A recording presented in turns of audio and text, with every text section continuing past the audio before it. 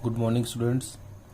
Yesterday we have studied consumers equilibrium in one commodity case and in two or several commodity case, and we have solved the example.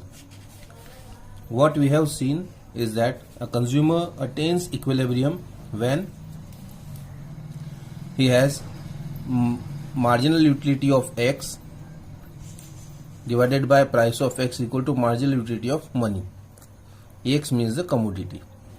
In the same way, when marginal utility of Y divided by price of Y commodity is equal to marginal utility of money.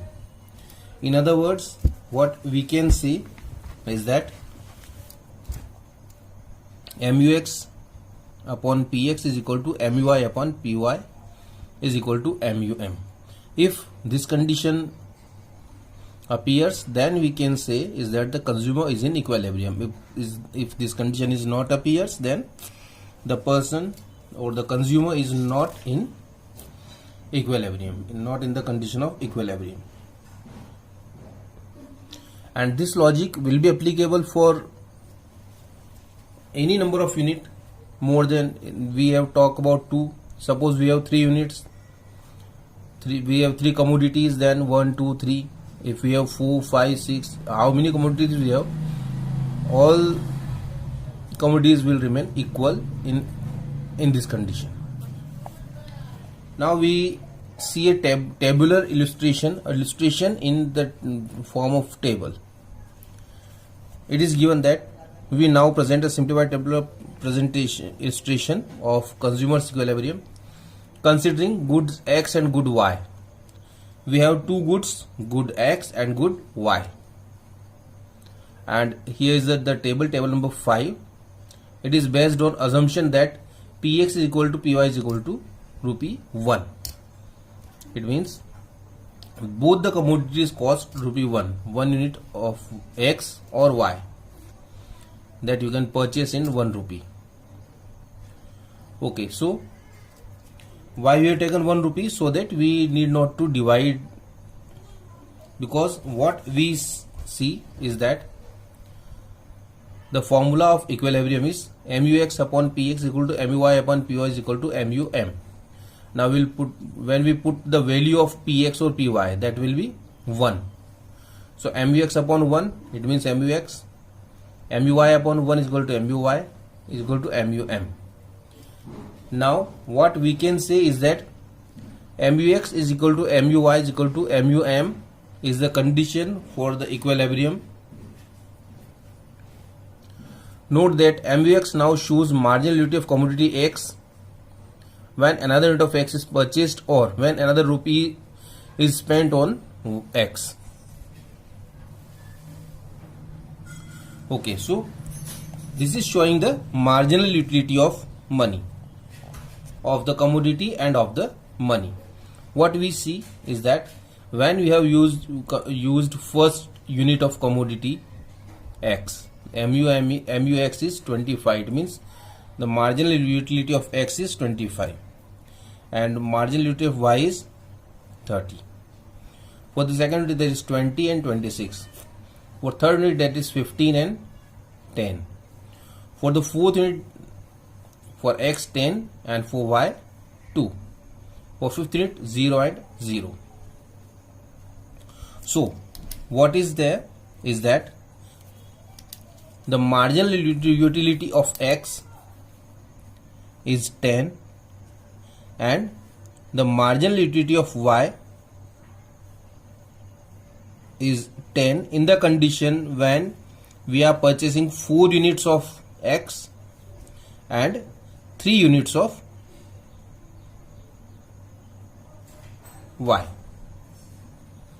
When we present it in the diagram, both the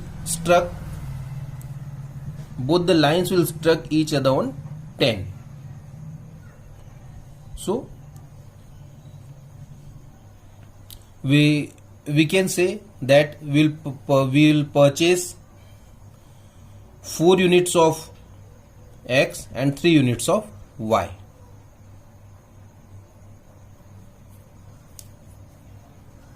because the marginal utility of x and y is same on 4 units of x and 3 units of y. So we will purchase 4 units of x and 3 units of y.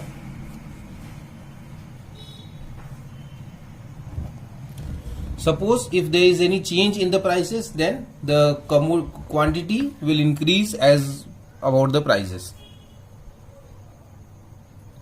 So we will purchase 4 units of commodity x and 3 units of commodity y. It is corresponding to this combination of x and y that the consumer is maximizing his satisfaction. What we can say is that consumer is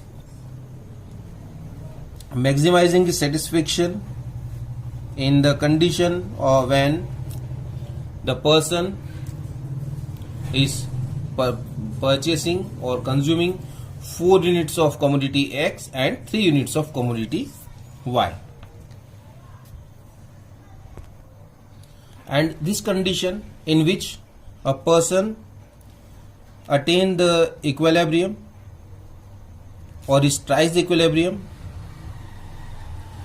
while purchasing 2 or more commodities, and when he is purchasing 2 or more commodities, what he feels that the last rupee spent by him yields equal marginal utility whether he spends it on goods X or on good Y. So the last rupee spent by him gives him the full marginal utility whether he purchases X or he purchases Y. This is called the law of equi-marginal utility. The person purchases the units, how much he want to purchase, and that is decided by that how after consuming how much units he get the maximum satisfaction, and this is called the law of equi-marginal utility. Now the basic limitations of utility analysis. Utility can be expressed in cardinal numbers. That is the first limitation of utility analysis, that utility can be expressed in cardinal number, not in the ordinal numbers. Ordinally we do not express by numbers when we say ordinal presentation, because that is expressed as high or low or more or less. But we cannot, as a consumer, we cannot give units, or we cannot give numbers to the satisfaction whatever we are getting. Satisfaction at best can be ranked as high or low, or it can be compared when two goods are simultaneously consumed. It is hard to measure it in figure. When we consume two goods together, we can compare their utility, but we cannot give them numbers that how much utility we can.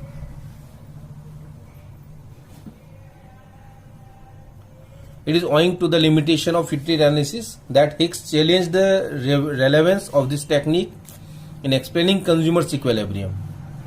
So this is the basic limitation of the utility analysis. Now you should go through the exercise which is given here.